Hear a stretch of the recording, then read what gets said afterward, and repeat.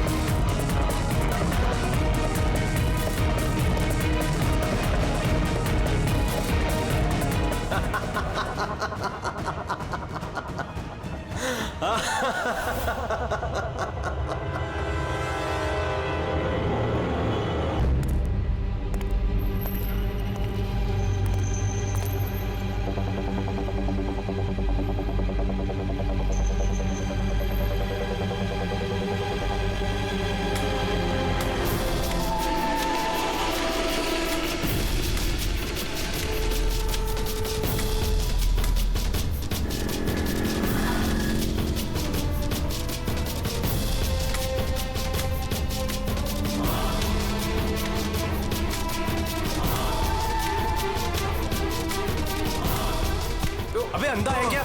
देख के नहीं चल सकता क्या? अंधा ही हूँ भाई। अरे अरे भाई सॉरी, मेरी छड़ी मुझे पता नहीं था। आपको ऐसे नहीं निकलना चाहिए, कहीं चोट लग जाएगी आपको। माफ करिए, पर मुझे ध्यान देना चाहिए। ठीक है, आराम से जाइएगा। जी जी। आप चले जाएंगे या मैं छोड़ के आऊं? नहीं नहीं, मैं चला जाऊंगा। ठीक है, थैंक यू।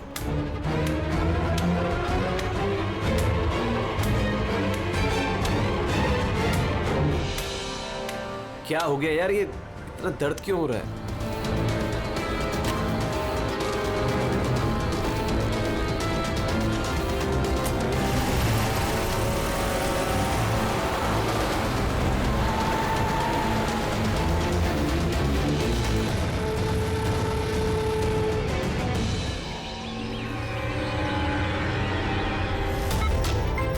कुछ नहीं होगा रमन, तुम्हें कुछ नहीं होगा। होल्ड ऑन रमन, पैर पकड़ो। डॉक्टर इंजेक्शन, जल्दी फास्ट, क्विकली। डॉक्टर इंजेक्शन दो जल्दी।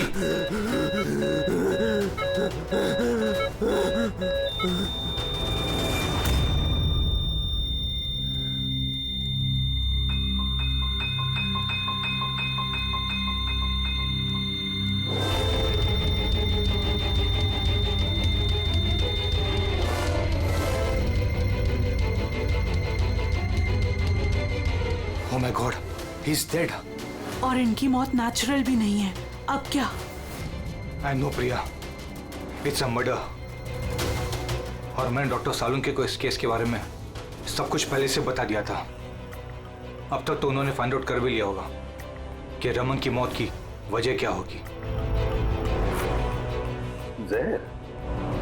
रमन की मौत जहर से हुई है? हाँ बस, बहुत खतरनाक जहर है ये। पहले इंसान के दिमाग पर असर करता है। पहले डिलेरियम, फोटोफोबिया, एमनेशिया। उसके बाद ये जहर इंसान के बाकी के अंगों पर असर करता है। बाकी के अंग धीरे धीरे काम करना बंद कर देते हैं और इंसान की मौत हो जाती है। सर साहब, इसका कोई एंटीडोट तो होगा ना? हर जहर का एंटीडोट होता है फ्रेडी, लेकिन उसके लिए हमें उस जहर के बारे में पूरी जानकारी होनी चाहिए। बस ये जहर आसानी से पकड़ में नहीं आता है। मुझे भी बहुत सारे टेस्ट करने पड़े इसे ढूंढने के लिए। सर, जहर दे के मारना एक अलग बात है, और ऐसा जहर देना जिससे इस तरह तड़प तड़प के मरे, ये जरा चौंकाने वाली बात नहीं लगती? लेकिन ये जो भी कोई है, ऐसी नफरत करता था रमन के साथ कि उसने उसे ऐसी खतरनाक मौत दे दी। समझ में नहीं आता कौन हो सकता है ये, कौन होगा? कोई भी हो सकता है सर। सर रमन को जुए की लत थी। क्रिकेट, रेस कोर्स, सट्टा, हर तरह का जुआ। और इसी चक्कर में वो 5 करोड़ के कर्जे में था। 5 करोड़? 5 करोड़? हाँ सर, उसको धमकी भरे मैसेजेस भी आए थे। उसके फोन रिकॉर्ड्स में ऐसे कई सारे मैसेजेस हैं जो उसको बुकीज और सट्टेबाजों ने भेजे। ये देखिए सर, हो सकता है इन्हीं में से किसी की धमकी सच साबित हो गई होगी। पता नहीं, पर जिस तरह से इसको मारा है सर, लगता तो नहीं है किसी बुकी का काम है। फिर भी इन्हें बुलाना तो पड़ेगा, शायद कुछ पता चल जाए। हाँ। Hello ACP Pradyuman. अच्छा ठीक है।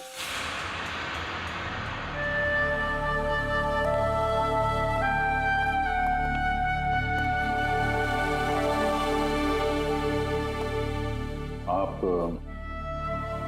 रमन का चचेरा भाई हितेन। हितेन, किसी ने रमन का खून कर दिया है। क्या लगता है आपको किसने किया होगा? मुझे नहीं पता सर। बुरे काम का बुरा नतीजा। एक ना एक दिन तो ये सब होना ही था सर। अब किसने किया, कैसे किया, ये तो नहीं पता सर। लेकिन इतने सारे लोगों से दुश्मनी, इतने सारे लोगों का कर्जा, उन्हीं में से किसी ने अच्छा, आपके अलावा परिवार में इनका और कौन? माँ है इसकी, लेकिन अब वो कहाँ पर है ये मुझे नहीं पता। ठीक है हितेन, हमारी इन्वेस्टिगेशन अभी चल रही है, तो बॉडी अभी यहीं रहेगी हमारे पास। आप अपना कॉन्टैक्ट नंबर वहाँ लिखवा दीजिएगा, जरूरत पड़ेगी तो आपको तकलीफ देंगे। जी सर।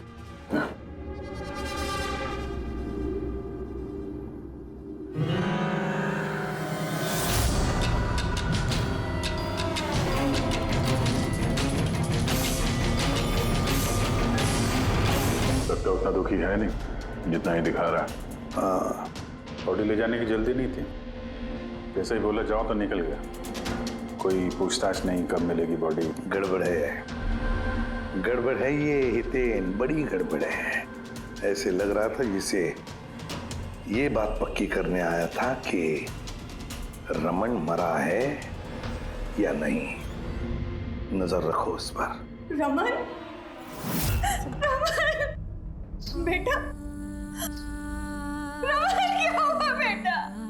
रमन।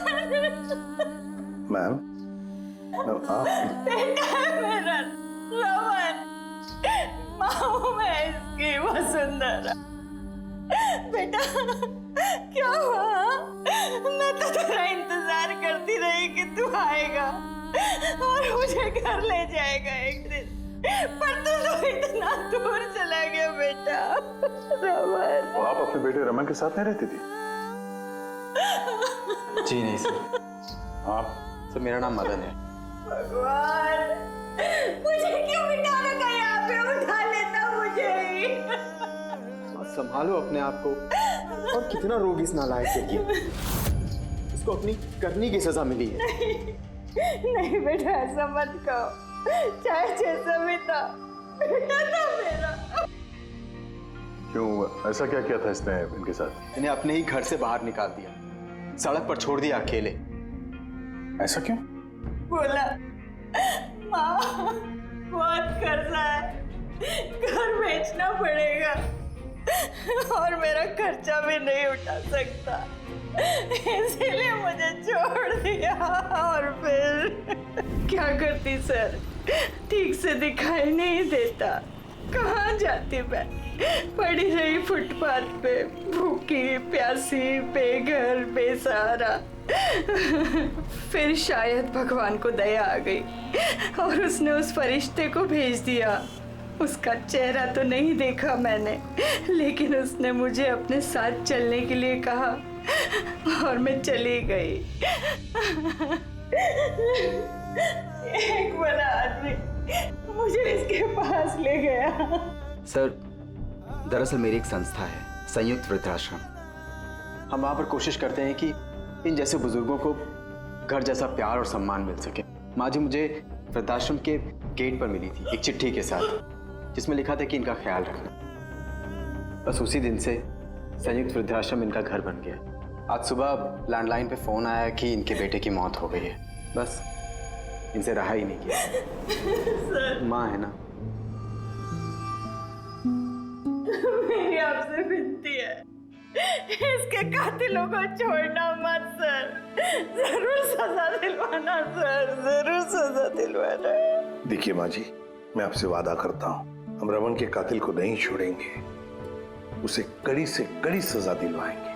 आप प्लीज चिंता मत कीजिए। थोड़ा ख्याल रखिए अपना। मदन, इनका ख्याल रखना। और एक बात, किसी भी चीज की आप लोगों को जरूरत पड़े तो हमें जरूर याद करना। कमाल है।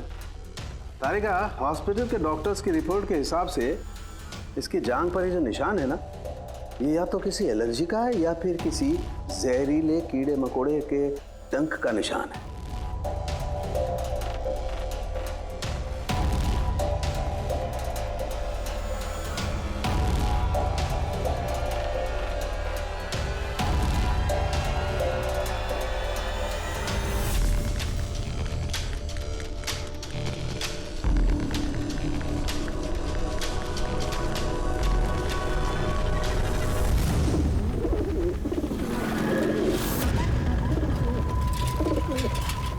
सर, इस हितेन की हरकतें ठीक नहीं लग रही है सर। ऐसे ऐसे लोगों के साथ उसका उठना बैठना है, उस पर शक करना बनता है सर। एक और बात है सर, कुछ समय पहले ये रमन ने उसे अपने घर से निकाल दिया था। अब रमन के मरने के बाद वो उसकी प्रॉपर्टी हड़प करने की कोशिश कर रहा है सर। सर एक मिनट, यहाँ आएंगे प्लीज। सर इसके स्किन पे ना मुझे कुछ ये अजीब सा दिख रहा है।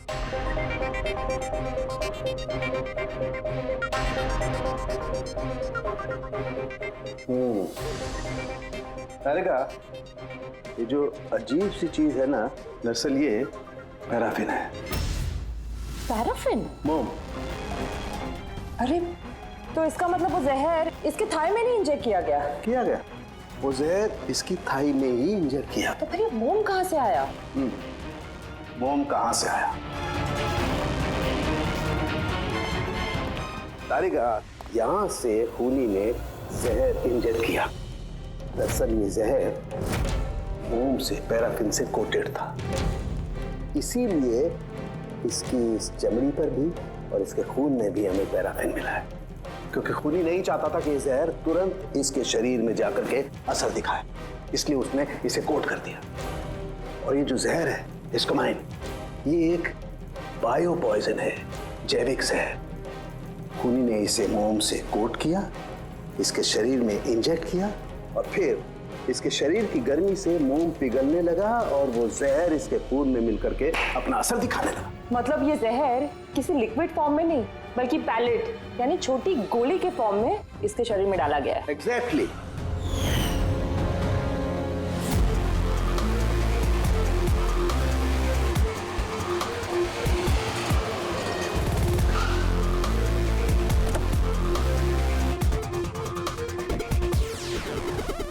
ये है वो कंस्ट्रक्शन साइट जहाँ पे रमन इंजीनियर था। उसके कोलीग बता रहे थे कि यहाँ से निकलने के बाद उसको कुछ पैर में तकलीफ हुई है। लेकिन यहाँ पे जो वर्कर्स काम करते हैं उन लोगों ने बताया कि जब तक वो कंस्ट्रक्शन साइट में था तब तक तो वो ठीक था। इसका मतलब जो भी हुआ कंस्ट्रक्शन साइट से बाहर आने के बाद हुआ, तो यहीं पे हुआ होगा। यहाँ पे तो आसपास पता करते हैं, शायद किसी ने कुछ देखा। सर आप लोग चलिए, मैं जरा चाय पी के आता हूँ। मतलब चाय वाले से पूछ के आता हूँ, कुछ देखा है क्या? अभिजीत, ये बच्ची कंस्ट्रक्शन साइट के सामने अखबार बेच रही है, पूछते हैं उससे।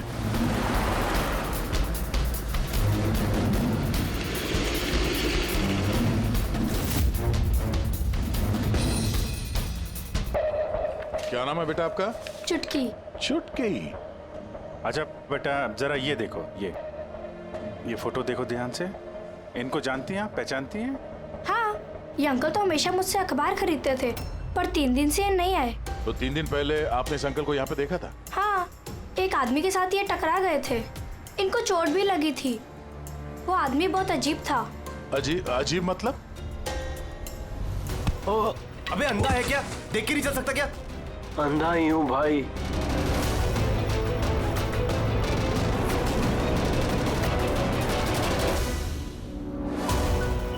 क्या हो गया यार? दर्द क्यों हो रहा?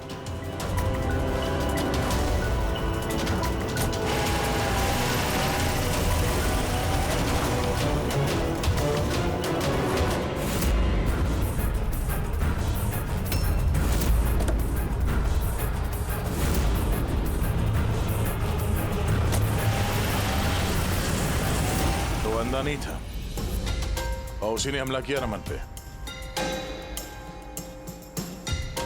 अच्छा बेटा, आप वो जो अंकल थे उनको पहचान सकते हो? देखा था आपने उनको ठीक से? नहीं। अच्छा, वो कार का नंबर देखा आपने? नहीं अंकल, वो अंकल को कार चलाते देख मैं एकदम चौंक गई थी, इसलिए कार का नंबर याद नहीं है। पर क्या बात है अंकल, इंजीनियर अंकल ठीक तो है ना? नहीं बेटा, उन्हें कुछ नहीं हुआ। वो अभी किसी दूसरे कंस्ट्रक्शन साइट पे चले गए, अब वो यहाँ पर नहीं आएंगे। Thank you. आप इस समय अखबार बेच रही हो, स्कूल नहीं जाती आप?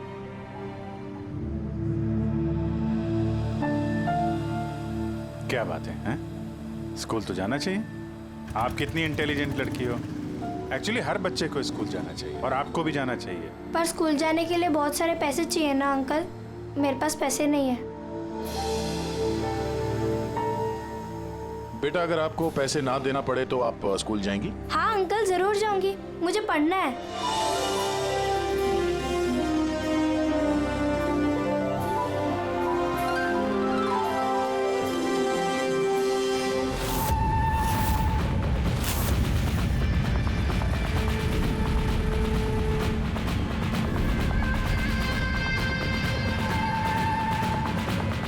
समीर, अब तुम्हारी बारी। हाँ बोलो। हाँ यार, तुम्हें एक बार में समझ में नहीं आता है।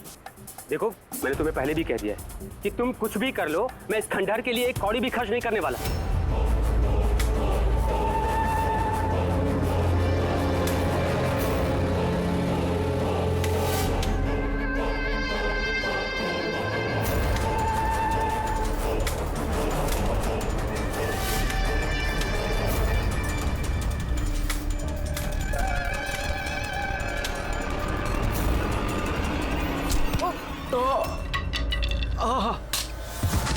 ओए, दिखाई नहीं दे। मेरी छड़ी। मेरी छड़ी।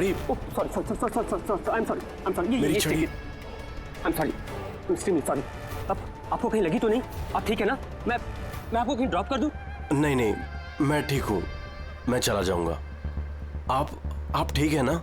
नहीं, I'm okay। आप संभाल के जाइए। हाँ जी, आप संभाल के जाइए। Okay, thank you.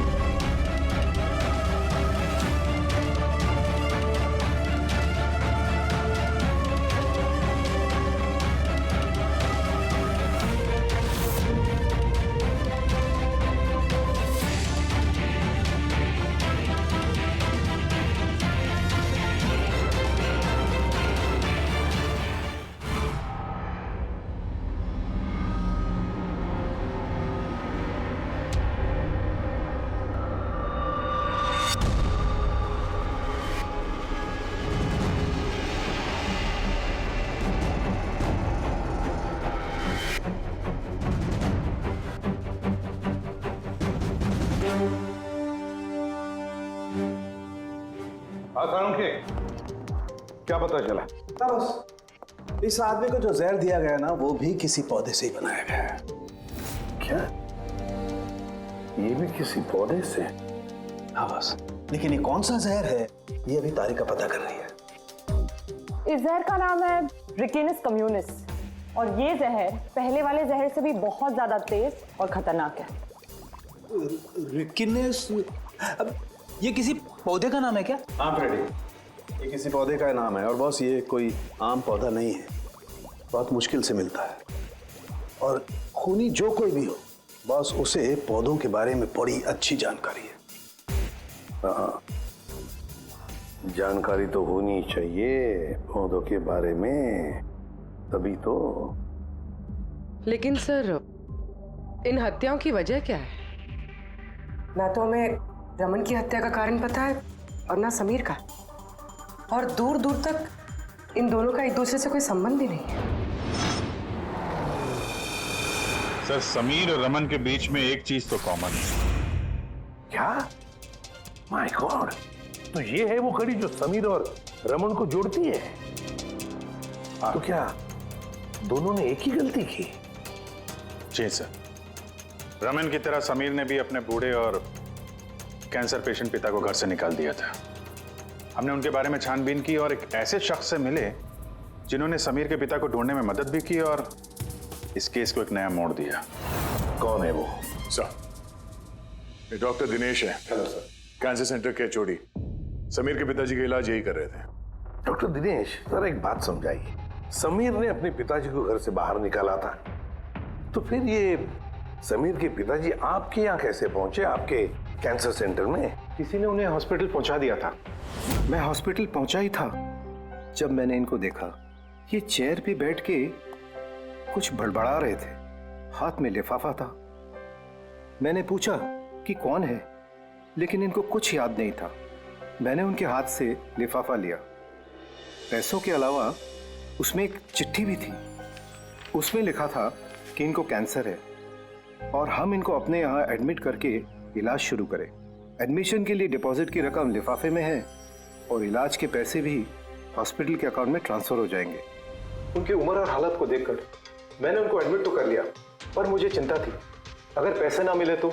लेकिन भगवान का शुक्र है, अगले ही दिन इलाज के पूरे पैसे 10 लाख रुपए हॉस्पिटल के अकाउंट में ट्रांसफर हो गए थे। 10 लाख रुपए? किसने ट्रांसफर किए? सर 100% खूनी ने दिए होंगे। सर, बैंक डिटेल से पता चल जाएगा। पता चल गया। एक्चुअली पैसे समीर की वाइफ रत्ना ने दिए थे सर। ये सब मेरी गलती है सर। मेरी वजह से समीर की जान चली गई। मैंने ही उसे उकसाया था।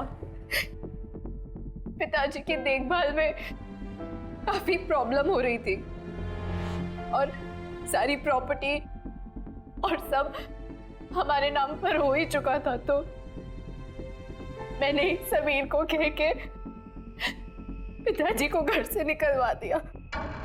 शर्म नहीं आती तुम्हें? समीर के पिता तुम्हारे भी पिता समान थे, उनको ही घर से निकाल दिया।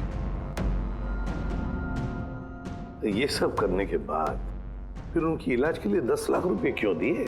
मुझे किसी ने धमकी दी थी सर कि अगर पिताजी के इलाज के लिए 10 लाख रुपए नहीं दिए तो वो समीर को और मुझे मार देंगे। सर, मैंने उन्हें 10 लाख रुपए दे दिए, फिर भी उन्होंने समीर को मार दिया। और अभी भी कहा है कि अगर हर महीने पिताजी के इलाज के लिए 50,000 रुपए नहीं दिए तो वो मुझे भी मार देंगे। किसी पे शक है तुम्हें? नहीं। उसके बारे में कुछ याद है? उसकी आवाज, उसका लहजा, कुछ भी? कुछ भी याद नहीं। सर, प्लीज मुझे बचा लीजिए। सर, मैं मरना नहीं चाहती। सर, मैं पिताजी को घर ले आऊंगी। मैं उनकी पूरी देखभाल करूंगी, पूरी कोई तकलीफ नहीं होगी। सर, आप प्लीज मुझे बचा लीजिए। घबराओ मत। प्लीज मुझे बचा। कुछ नहीं होने देंगे तुम्हें हम। तो भी जिस नंबर से इसे धमकी भरे कॉल आते थे, और नंबर ले लो और पता करो कहाँ का है। आप चलिए।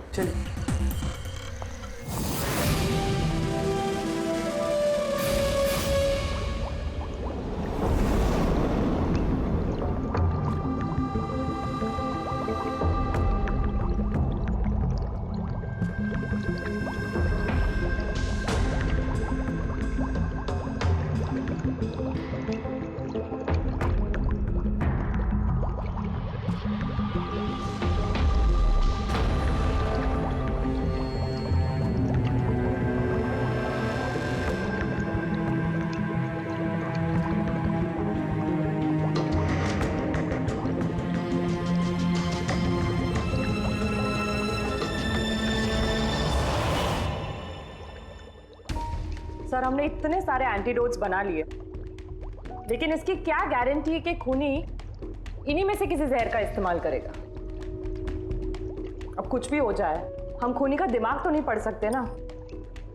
तुम्हारी बात बिल्कुल ठीक है तारिका, लेकिन एक बात समझो, खूनी इन पौधों का जहर निकाल करके इस्तेमाल कर रहा है, इन पौधों का, पहले से भी ज्यादा तेज हर बार। तो हमें हमेशा चौकन्ना रहना पड़ेगा। पता नहीं वो अगली बार कौन से पौधे का जहर किस पर इस्तेमाल करे, पता नहीं किस पर, कब, कहां, कैसे, किस पौधे का, पता नहीं।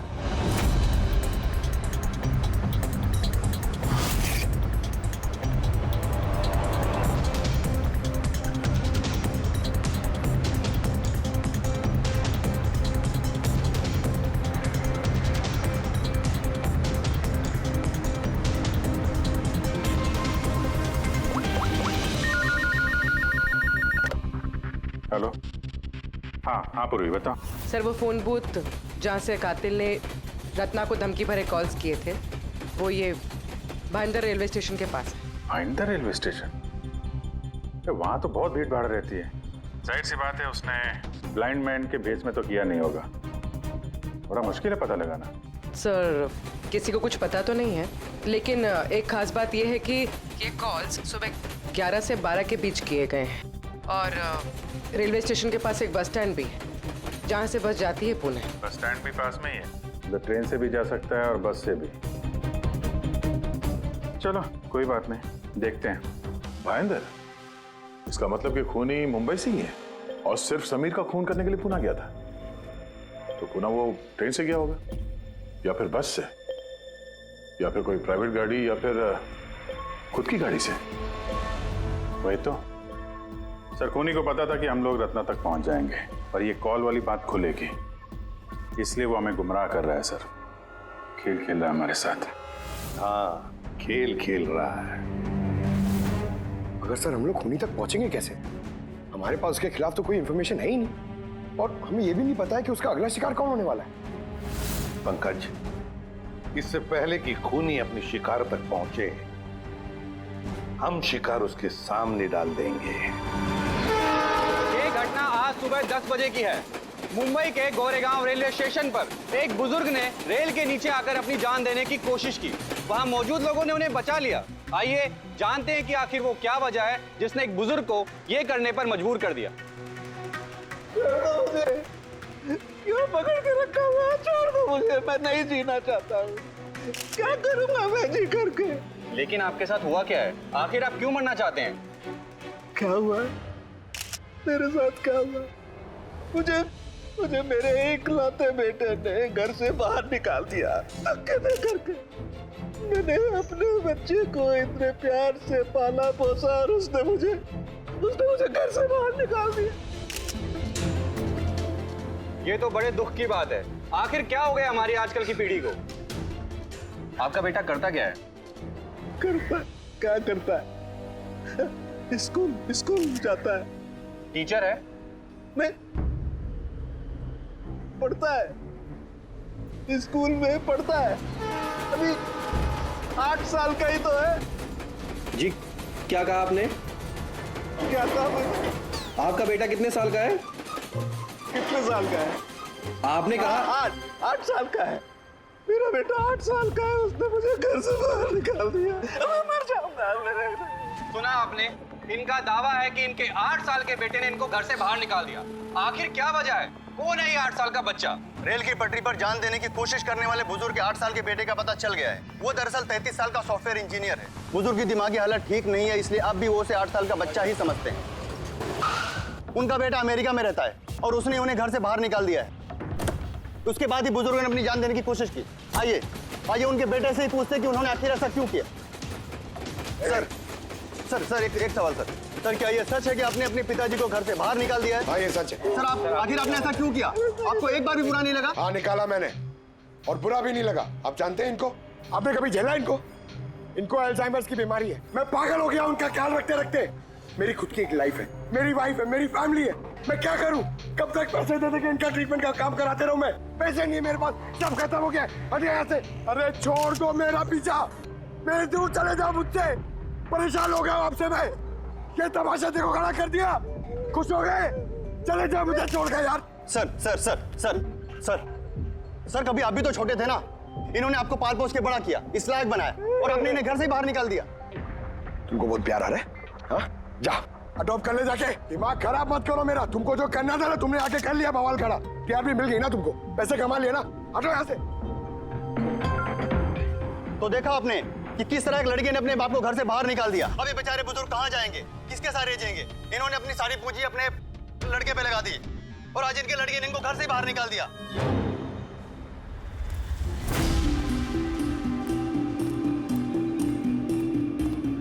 बड़े बच्चे गुब्बारे गुब्बारे ले लो जल्दी, गुब्बारे वाला गुब्बारे ले लो। अरे बेटा गुब्बारे गुब्बारे गुब्बारे ले लो, गुब्बारे वाला गुब्बारे ले लो, गुब्बारे गुब्बारे ले लो, गुब्बारे गुब्बारे ले लो बेटा, गुब्बारे गुब्बारे ले लो, गुब्बारे गुब्बारे वाला गुब्बारे गुब्बारे ले लो।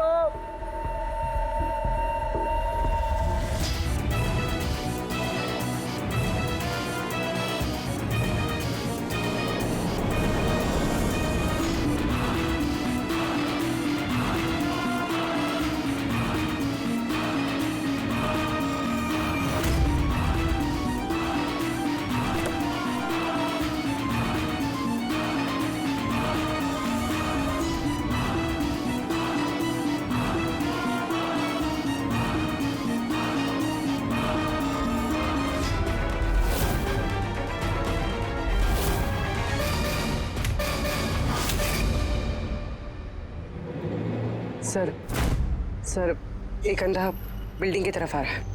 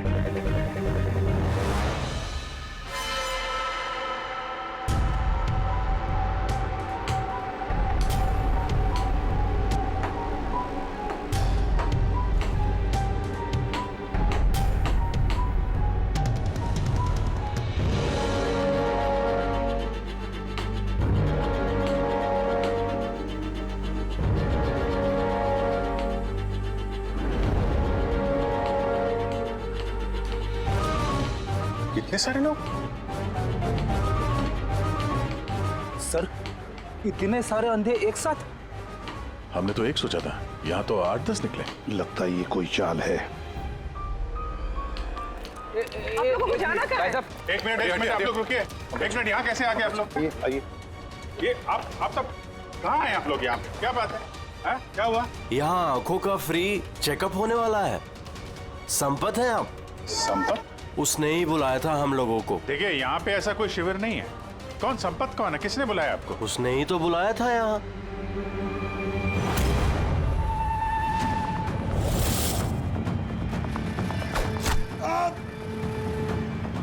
पंकज पंकज पंकज क्या हुआ? पंकज वो रहा, पकड़ो उसे, छोड़ना नहीं।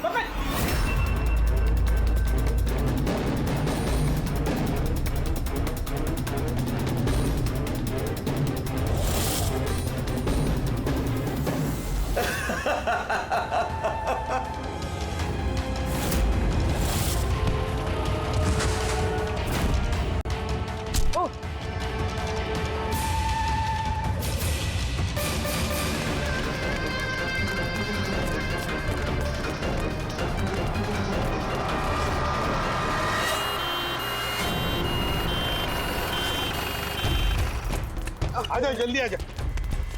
पंकज तुझे कुछ नहीं होगा। पंकज इसे एम्बुलेंस में लेके चलो।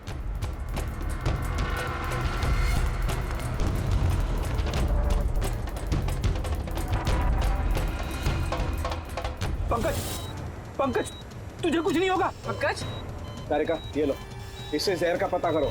अगर जहर का पता नहीं चला तो हम एंटीडोट नहीं दे पाएंगे। मेरी बात सुन रहे हो तुम? सुना नहीं है पंकज, आंखें बंद मत होने देना। आदिश, हमारे पास इसका एंटीडोट हो, वरना हमें इसे हॉस्पिटल ले जाना पड़ेगा। एंड आई एम श्योर ये वाला जहर पहले वाले जहर से बहुत ज्यादा स्ट्रॉन्ग है। अरे का एक काम करो, नेशनल बायो सेंटर को फोन करो और उसे लाइन पर रखो।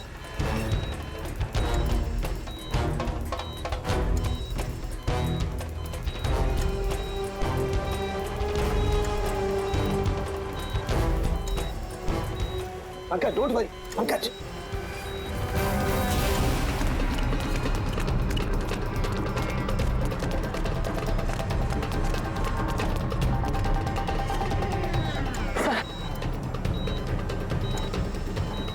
ओह माय गॉड, ये नहीं हो सकता है।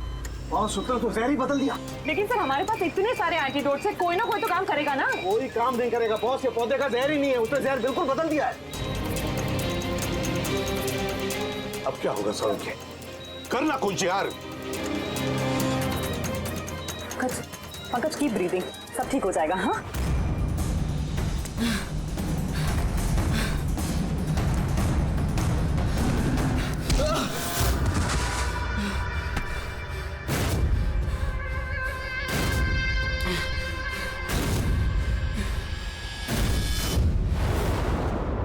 सर, मेरा नाम मदन है।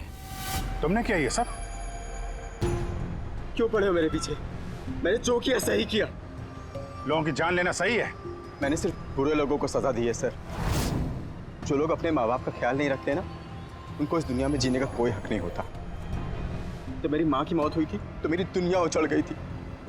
उसी वक्त मैंने इस संयुक्त वृद्धाश्रम की शुरुआत की थी। सर, वहाँ पर जितने भी बुजुर्ग माँ बाप आते हैं ना, सब अपने बच्चों के सताए हुए होते हैं। ये देखकर मेरा खून खौल जाता है। मैंने उसी वक्त ये फैसला किया था कि मैं इन सबको सबक सिखाऊंगा, इसीलिए मैं मार देता हूं इनको। क्या गलत किया मैं?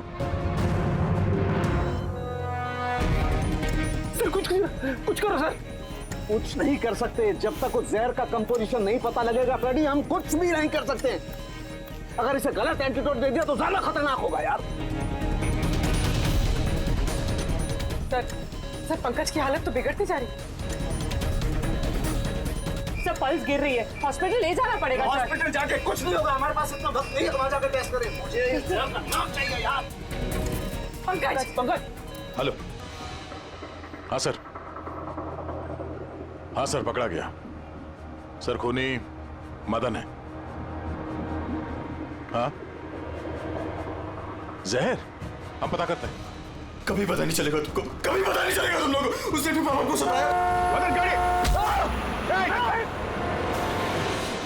ओह नो, मदन, एम्बुलेंस बुलाना पड़ेगा, जल्दी। नहीं सर, कोई फायदा नहीं है। मेरा काम हो गया है। नहीं मदन, मान लिया तुमने उन लोगों के साथ जो कुछ भी किया, मान लिया, लेकिन तुमने जिसे वो जहर चुबाया है वो बेगुनाह है, निर्दोष है, उसने कुछ नहीं किया। वो जहर कौन सा बताओ? हाँ? BTX। सब, उस जहर का नाम BTX है। सारंग, जहर का नाम है BTX। पंकज, जागते रहना, आंखें बंद मत होने देना। मदन, बस हो गया, you'll be all right। बस अब पंकज को कुछ नहीं हो सकता है, कुछ भी नहीं। Welcome my boy. घबराओ मत, कुछ नहीं होगा तुम्हें। तुम आदमी अच्छे थे मदन, लेकिन तुमने जो किया वो सही नहीं था। ये तो चला गया अभिजीत, पर चाहे कुछ भी हो जाए, इसका वो वृद्धाश्रम बंद नहीं होने देंगे। For more updates, subscribe to our channel, click the show links and enjoy watching the videos.